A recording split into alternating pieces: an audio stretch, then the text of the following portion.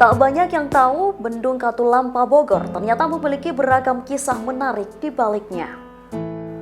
Bendung Katulampa sendiri berlokasi di Kelurahan Katulampa, Kecamatan Bogor Timur, Kota Bogor. Bendung Katulampa kerap menjadi pusat perhatian, terutama musim hujan tiba. Pasalnya, Bendung Katulampa berfungsi sebagai peringatan dini terkait potensi banjir di wilayah Bogor maupun Jakarta. Debit air yang masuk di Bendung Katulampa dapat menjadi indikator banjir atau tidaknya wilayah Jakarta akibat meluapnya Sungai Ciliwung yang mengalir dari kawasan Puncak.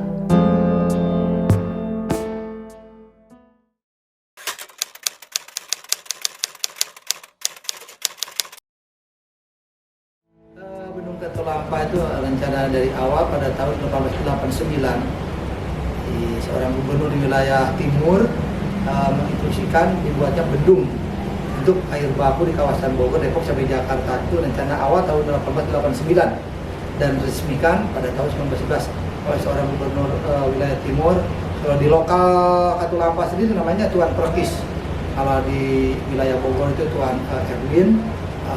Dan penguasa di wilayah Kota Bogor, Tuan Henry. Strukturnya itu insinyurnya dan teman-teman yang ada di wilayah Kota Bogor waktu itu. Sampai sekarang Bendung Katulampa ini berfungsi sebagai warning system untuk memberikan monitor, memberikan peringatan dini untuk banjir ke Jakarta itu dari Katulampa sebagai air baku untuk irigasi, industri dan lain-lain dari Katulampa yang mengairi untuk Kota Bogor, Depok sampai DKI Jakarta. Itu awal-awalnya. Sampai sekarang masih kukuh. Pembangunan Bendung Katulampa sudah direncanakan sejak tahun 1889 dan selesai dibangun pada tahun 1911 oleh pemerintah Hindia Belanda di bawah pengawasan Prancis. Di zamannya, struktur bangunan yang juga hasil karya insinyur Hendrik van Brien ini mampu mengairi areal irigasi seluas 7.145 hektar, namun kini tinggal melayani 333 hektar saja. Bendung Katulampa diketahui memiliki 4 buah pintu penguras dengan lebar masing-masing 4 meter dan 5 pintu pengambilan irigasi. Aliran air irigasi dengan debit minimum 1 meter kubik per detik ini melayani wilayah sebagian Kabupaten Bogor, Kota Bogor, dan Kabupaten Depok.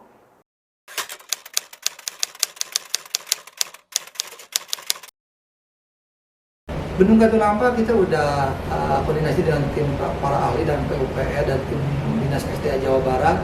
Bendung Katulampa masih memungkinkan untuk menampung atau memonitor air, tapi tidak lepas dari pemeliharaan.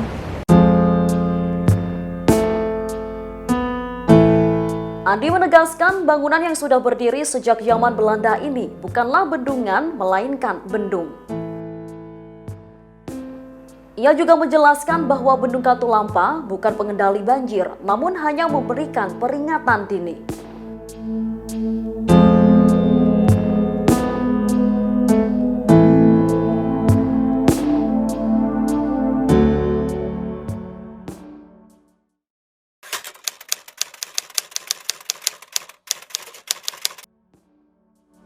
Yang saya alami kurang lebih sampai maksimal 2,5 meter.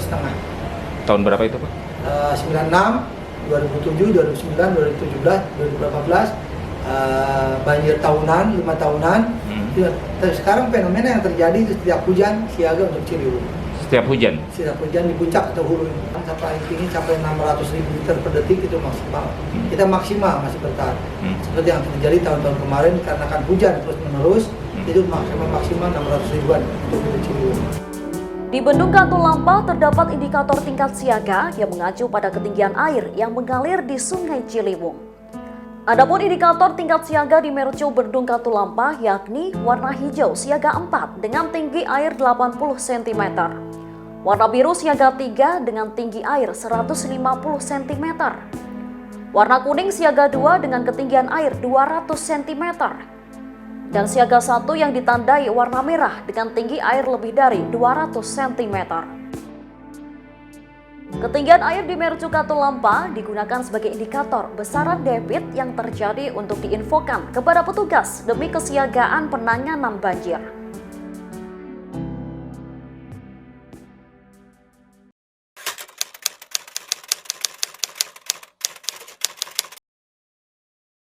Yang kita monitor, yang kita siaga itu curah hujan di kawasan hulu atau puncak. Kalau kota Bogor, Depok tidak termonitor, belum berpengaruh, tapi tidak monitor di kawasan Bogor kota atau arah Jakarta. Yang kita monitor, kita pantau itu cuaca di hulu atau puncak. Kita satukan dengan puncak, cuaca hujan, Bogor kota, Depok hujan lokal kawasan Jakarta berpasang. Ini yang menjadi salah satu penyebab banjir kawasan Jakarta.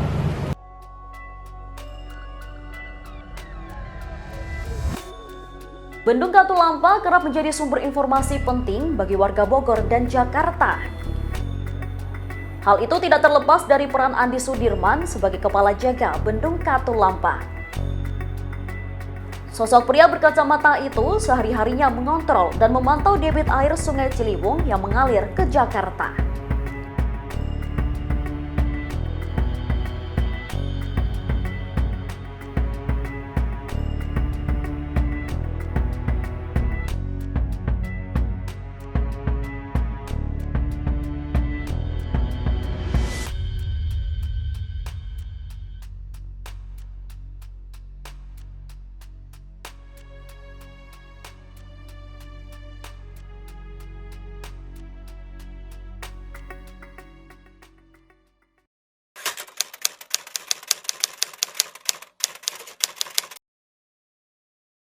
Kita masih awal tahun 87, Oktober 87 sampai sekarang masih monitor Ciliwung. Artinya sudah hampir 35 tahun monitor Ciliwung. Peran Andi sebagai penjaga Mercu Bendung Katulampa sangatlah diperlukan.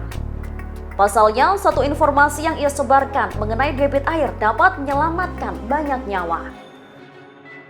Seperti diketahui bahwa bencana banjir yang beberapa kali terjadi di Jakarta tidak lepas dari besarnya debit air dari hulu Sungai Ciliwung, yaitu kawasan puncak.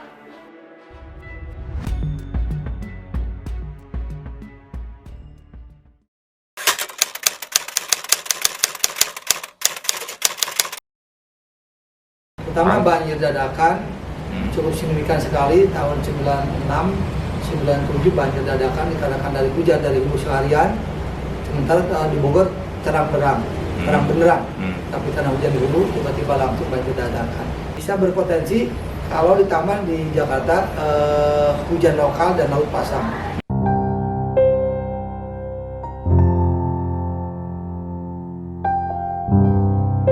Di balik hiruk pikuknya itu, Bendung Katulampa juga menyimpan sejumlah kisah misteri yang beredar di kalangan masyarakat Katulampa.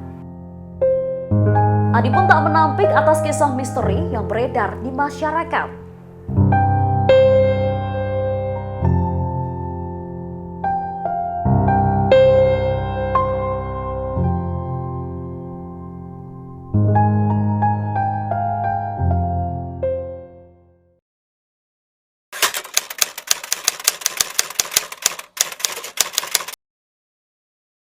Kalau mitos itu ada, istilahnya Philippus Arnold percaya atau tidak, tapi yang saya alami itu ada.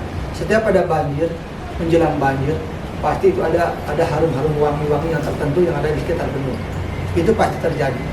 Pertama air keruh, baunya air keruh itu akan datang, wangi-wangi minyak segala macam itu ada sampai terakhir bau bangkai. Banjir. Setelah bau warna yang itu terjadi, kemudian 1 atau 2 jam banjir datang. Itu tuh kalau ketika memang hujan di hulu. Musim penghujan, musim banjir itu pasti ada. Yang kedua, di sini bangunan peninggalan Belanda, pos Belanda. Di sini itu pos dulunya pos pemantau Belanda. Pos sejarah kita ini di mana Belanda itu orang-orang Belanda itu dibantai oleh Jepang itu di sini. Di belakang pos. Otomatis kalau suara-suara ataupun mitos itu ada.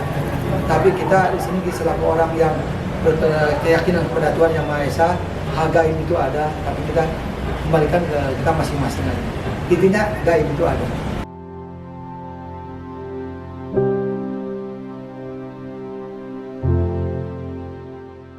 Sebelum ramai penduduk seperti sekarang, Bendung Katulampa kabarnya dikelilingi oleh pohon-pohon lebat.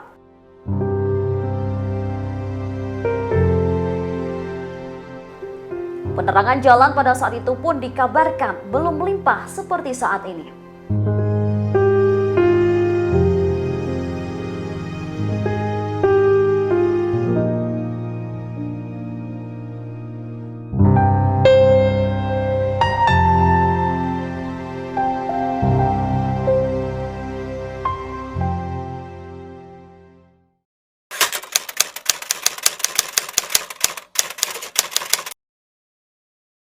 Betul.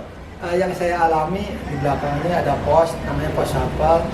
Di saat tertentu, tapi bukan malam Jumat, malam Yeah. tertentu, itu dia hadir berpakaian pakaian noni, tetapi keturunan Cirebon. Noni keturunan Cirebon. Dia keturunan Cirebon, tapi suaminya orang penguasa Belanda. Dua-dua dia jalan, bahkan dia sampai pakai naik kuda di kawasan ini. Itu jarang ketemu. Kalau kita sengaja ingin ketemu agak susah. Karena dia kaitan dengan kesukuan Cirebon, dia yang penguasa ini keturunan dari Cirebon dan dari Banten, yang menikah dengan penguasa Belanda.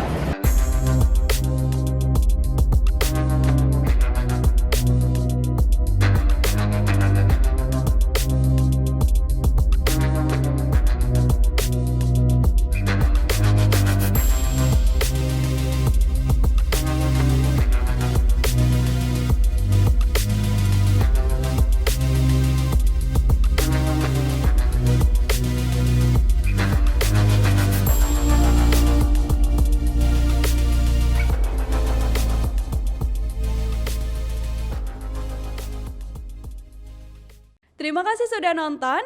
Jangan lupa like, subscribe, dan share ya.